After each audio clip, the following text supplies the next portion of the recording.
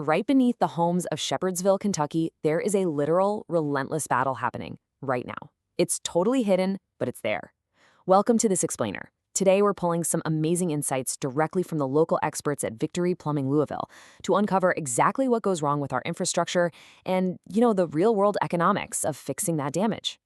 Think about it for a second. There is absolutely nothing quite like the sheer, heart-stopping panic of a 2 a.m. flooded basement, right?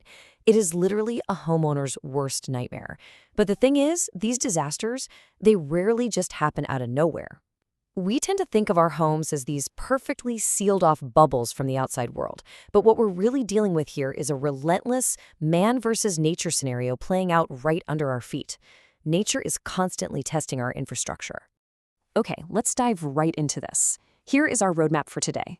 First step, Shepherdsville's unique plumbing battlefield, followed by the anatomy of local pipe problems.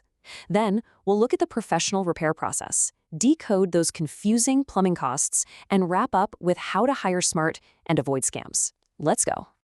Section 1. Shepherdsville's plumbing battlefields. So Shepherdsville sits right in the Salt River watershed, and honestly, that geography creates a perfect storm for plumbing pressure. We are dealing with limestone bedrock down below, clay soil that acts just like a giant sponge, absolutely brutal freeze-thaw cycles during Bullitt County winters, and of course, the ever-present threat of Salt River flooding. Think about those heavy spring rains. They completely saturate that clay soil wrapped around your foundation. And meanwhile, those winter freeze-thaw cycles are out there quietly cracking your outdoor faucets and splitting pipes in uninsulated crawl spaces. Section 2. The anatomy of local pipe problems. Remember that limestone bedrock we just talked about? Well, that specific geology adds heavy minerals, specifically calcium and magnesium, straight into the local groundwater. And this creates what the pros call hard water scale. Now, this scale, it slowly but surely chokes your plumbing system right from the inside out. It's wild. It coats the interior of your pipes, clogs up your faucet aerators, and mercilessly destroys the heating elements inside your water heater, which, by the way, drives up your energy bills in the process. Okay, let's demystify another piece of plumbing jargon: hydrostatic pressure. When those heavy spring rains hit Shepherdsville, especially over near the Salt River and Cedar Grove, that clay soil expands and the water table rises. This absolutely saturates the ground around your foundation, exerting massive physical force right against your basement walls. This is exactly why your sump pumps are running non-stop during a big storm. They are fighting a literal rising tide just to keep that hydrostatic pressure from flooding your home. Now, if you live in an older Shepherdsville neighborhood, say near downtown or around Hebron Lane that was built before 1990, you probably have old galvanized steel pipes, and these are highly susceptible to that mineral-heavy water we just mentioned. They rust from the inside out, causing massive pressure drops. So, what's the modern solution? Repiping with copper or PEX tubing. These modern materials completely resist that localized corrosion, they restore your home's water pressure, and, most importantly, keep your water clean. Moving right along to Section 3. The professional repair process. And this brilliantly illustrates how the experts tackle the chaos. When a true professional handles an emergency, they follow a really tight, logical process. Step 1 is rapid response and diagnosis. That means arriving fast within a scheduled window and using actual diagnostic tools to find the root cause, not just, randomly guessing. Step 2 is expert repair execution. Doing it right the very first time because their trucks are already fully stocked with parts. And step 3 is quality verification and warranty. They thoroughly test the repairs right in front of you and back it all up with a solid 2-year warranty. Here's another super interesting piece of insider terminology you might hear a plumber drop: the 13-5 rule. Now, depending on the context, this can actually mean a couple of different things. It might refer to keeping your water heater tank at around 120 degrees to prevent accidental scalding while still staying energy efficient. Or, if we're talking about drainage, it might refer to specific pipe sizing ratios based on fixture unit calculations. The main takeaway here? A good professional won't just throw jargon at you to sound smart.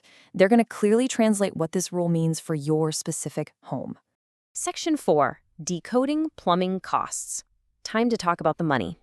Let's just get right to the numbers, shall we? In Shepherdsville, the average hourly rate for a plumber sits somewhere between $75 and $150 an hour. That covers their expertise, their licensing, and all their specialized tools. However, and this is a big however, if your pipe bursts at 2 a.m. on a Sunday, you need to be prepared. Those emergency weekend or after-hours calls, they can quickly spike that rate to $200 or $300 an hour. Next up is the call-out charge, which typically ranges from $75 to $125. Think of this as a standard service fee. What you're really paying for here is the professional diagnostic visit to your home, and usually that very first hour of labor. It pays for the plumber's vehicle costs, their insurance, and, quite frankly, their time just to get to your front door and tell you exactly what on earth has gone wrong. Now, what's really interesting about this breakdown is where your money actually goes, especially when it comes to those sneaky hidden costs. Upfront costs like labor and parts, sure, those are obvious. But things like Bullitt County permit fees for water heaters, disposal fees for hauling away your old contaminated fixtures, and access charges if they actually have to cut into your drywall or flooring just to reach a leak, those can result in a shocking final invoice. A genuinely transparent plumber is going to list all of these on your written estimate before they even pick up a wrench. Section 5. Hiring smart and avoiding scams. First things first, when should you grab a wrench and when should you grab the phone? Our source text is super clear on this. Simple tasks like swapping out a clogged faucet aerator or, just tightening a loose shower head, those are perfectly safe for a DIY approach. But the exact moment a problem involves your main water supply lines, your drain systems, or Kentucky Plumbing Code compliance, you really need a licensed master plumber. Seriously, a botched DIY repair on a main supply line can cause thousands of dollars in accidental water damage, which far exceeds what the pro would have cost you in the first place. So the crucial point here is this ultimate behavioral rule of thumb, pulled straight from our source material.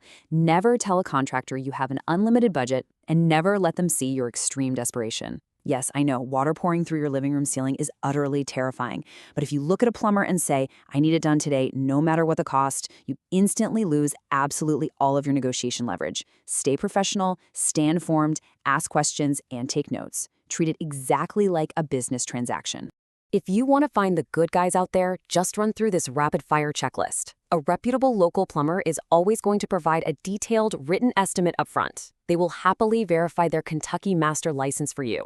They'll give you an itemized invoice that clearly separates the parts from the labor. They will completely avoid any high-pressure sales tactics. And, very importantly, they're going to pull all the required Bullitt County permits so your homeowner's insurance coverage stays completely valid. At the end of the day, you want an expert who takes the time to educate you about prevention rather than someone who just wants to swipe a card and leave.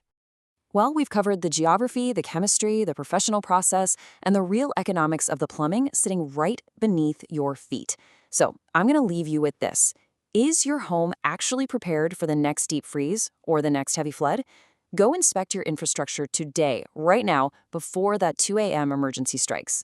Thank you so much for joining me on this explainer, and we will see you on the next one.